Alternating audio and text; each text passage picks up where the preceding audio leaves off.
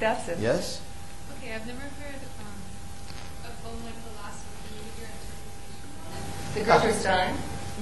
We have a Stein specialist here, expert right here, Susan McKay. But John, Well, we should have her give an interpretation. shall we put Susan on the We spot? have here? no idea what we just said. Spotlight on Professor McKay. John, why did you choose it? That's a very interesting. You know, I just find it so just exuberant. Just it reminds me of that fabulous riff by Lucky in Yes. Waiting for Godot. Waiting for Godot. Just it's a spitting out of words. Yeah. As soon as you finish reading it, somebody asked me a question, and I was immediately tempted to say, stutter, shutter, shut, and shutter, shut, and that words suddenly become inane and meaningless, and sort of meaning becomes, meaning and non-meaning become interchangeable and exhilarating. But it's like the Jabberwocky. You know, the Jabberwocky is easier to memorize than almost anything, and it's because it's supposedly nonsense, but it isn't. It's certainly no more nonsensical in political speeches and a lot more fun. But you know, you realize that even though the words don't always make quote sense, that the narrative structure is there, the flow is there. And with Stein, for example, and Susan can talk about this maybe, Tender Buttons is really supposed to be one of her pieces. It's supposed to be a Cubist painting. She was trying to paint with words. And she, in that particular piece, she's describing, you know, sculptures, describing, you know, cubism in a way, you know, how to walk around something in words. And it's absolutely seductive. I mean, the mind can begin to think that way, and you can hear language differently when you hear those chimings. Yeah, I mean, it is a Picasso poem written, I assume, around Picasso's Cubist period. Are we all wrong? You're all right.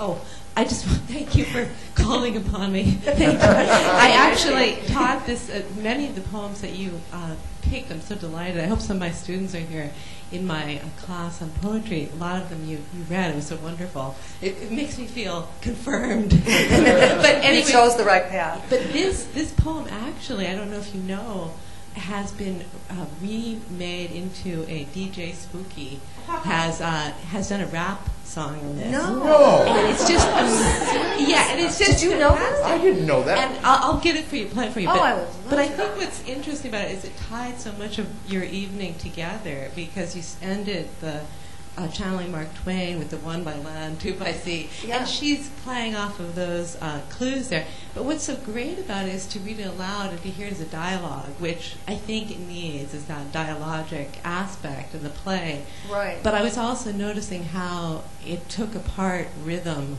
in the way that we started off with this wonderful rhythmic Oliver Wendell Holmes, and then we move into the Jabberwocky, and then we end up with this, which is really also playing back to the Machine Dream because it's all about automatism. And she studied with William James and the whole notion of what is an automatic gesture and the playfulness of it, really breaking down what are our expectations, breaking the back of the iambic pentameter. And the last line, one last thing, is the amnesia here is so wonderful. Let me recite what history teaches.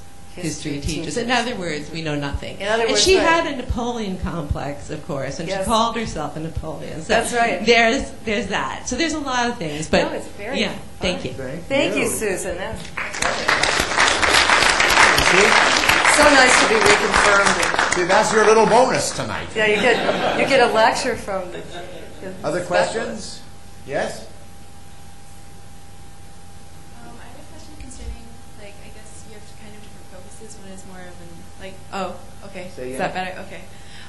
Because you have slightly different backgrounds, I guess. One is more of, like, an author, poet. One is a little bit more of an actor. How do you feel? A lot more. Yeah. How do you feel that poems are different in terms of how they're appreciated, comparing them to when they're actually being read on the page silently and to when they're being read aloud? Well, you want to take that and I'll respond to it? You know, it's yes, I would love to hear you respond to it, but one interesting thing for me on this project, I don't know how many of you are aware of this, but my book, The Poets' Corner, has an add-on CD included. And it's the book has 50 poems, and I have these poems recited. Every single one of them is recited. And I've accumulated the most amazing group of actors.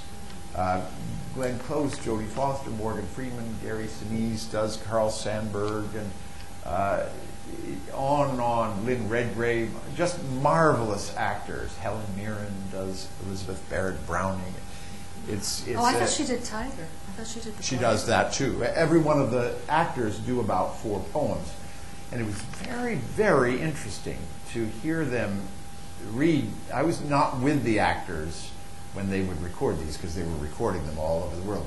Billy Connolly recorded Robert Burns on Malta. It was really quite an adventure.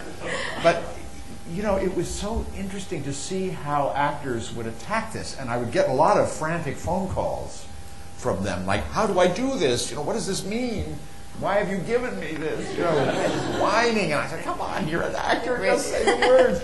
But, you know, actors are not accustomed to performing poetry, and I'm not sure poetry should always be performed by actors. It's not necessarily actorish stuff. Of course, some is and some isn't. There's so many different kinds of poetry. But that was one of the most interesting parts of the project, casting the poems. Right, and they were affected, right? I mean, some more than others. Some of them I wished I'd done them myself. Well, let me play the lions. Exactly. There's a whole story about that. I was going to have so many things to say about that. I mean, I remember Dave and Liza talking about, we had a poetry reading series for a while here in LA at the Chateau Marmont, and actors would read poetry along with poets reading their work, and the actors, of course, would recite or read poems by great poets and so on. But it really was an education in what you're saying, because certain actors had a lot of trouble with, you know, what's my motivation? Your motivation? It's Shakespeare. You know, I mean, or they would do something like, you know, Rilke's great poem, The Archaic Torso of Apollo, ends with the incredible lines, "You must change your life." And I remember an actor reading it as, "You must change your life."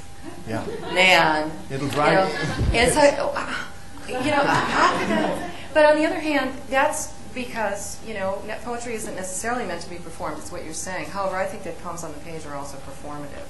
I really believe that there's what we are about here, the theater of the language or the theater of the mind. You know, I think that when you read, the imagination is the proscenium, and we think as actors as we read. Is that unfair to actors? We think as performers as we read, or we hear something being read and performed. Actors also know when it's time to wrap things up. And this would be the moment. We just had our first walkout, you'll notice. Why don't we say we get 2 more questions and we'll keep our answers short. You notice you didn't want to end it right there. We can hold them.